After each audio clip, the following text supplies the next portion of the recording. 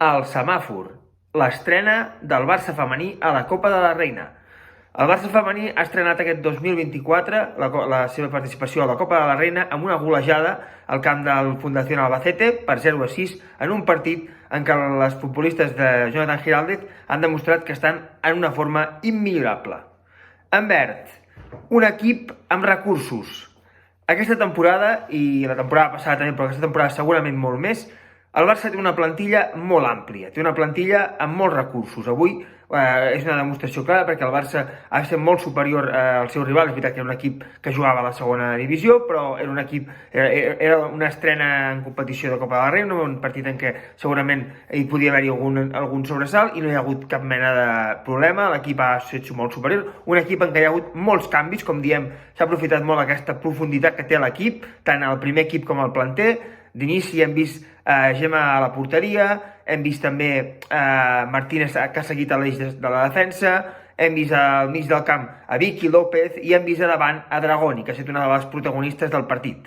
Com diem, el Barça ha aprofitat aquesta gran fons d'armari, com diem, Dragoni ha estat una protagonista, que ha estat qui ha obert el marcador, Martínez també ha marcat en una jugada de pilota aturada, també hem vist un partit en què una Batlle ha destacat a la banda esquerra, com aquesta temporada està fent, també ha marcat.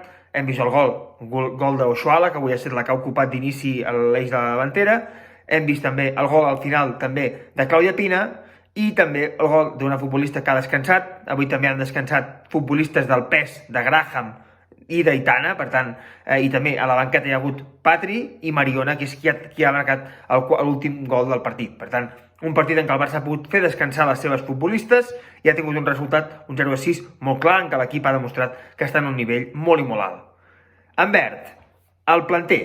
El planter del Barça femení funciona. Com diem, avui hi ha hagut un gran protagonisme d'aquest planter, amb Gemma Font sota pals. Hem vist també, com diem, hem seguit veient a Martina fent parella avui amb Paredes, ha estat una de les destacades del partit. A més, ha estat autora d'un gol, un golaç, amb una sortida de corna en què ha engaltat una molt bona rematada dins l'àrea.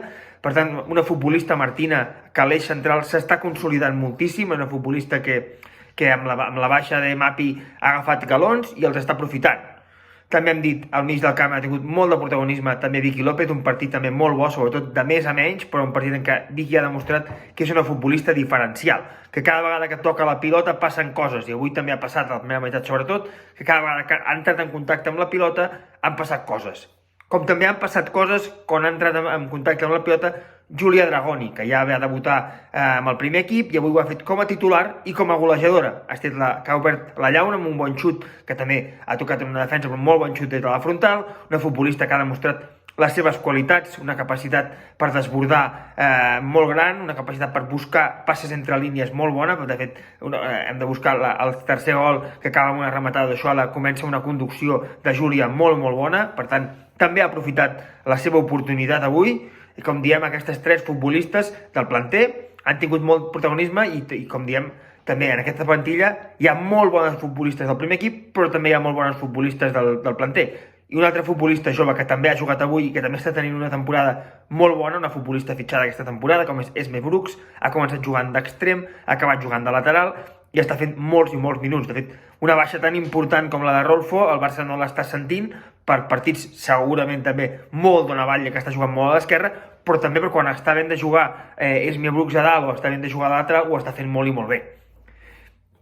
I en verd també, per acabar, una aposta continuada. Al final, molta gent parla de que el Barça femení ara és molt superior als rivals. És un equip que té una superioritat molt gran, és un equip que, com diem, avui ha guanyat molt clar, a la Lliga està guanyant clar, però estar al nivell que està el Barça no és una casualitat, és fruit del treball ben fet durant molts anys. El Barça ha apostat molt fort durant molts anys per jugadores de present i jugadores de futur. Com diem, ara mateix el Barça té jugadores molt bones de present, però també té jugadores molt bones de futur.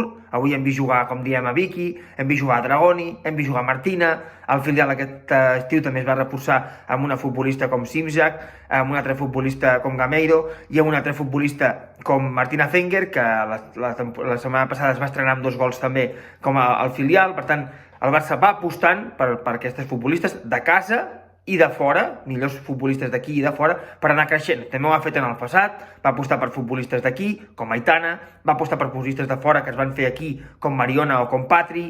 Per tant, aquesta conjunció és la que ha fet el Barça gran i és la que ha de mantenir el Barça, seguir creixent perquè mantenir aquesta hegemonia, aquesta capacitat que té ara de ser el millor equip d'Europa i del món.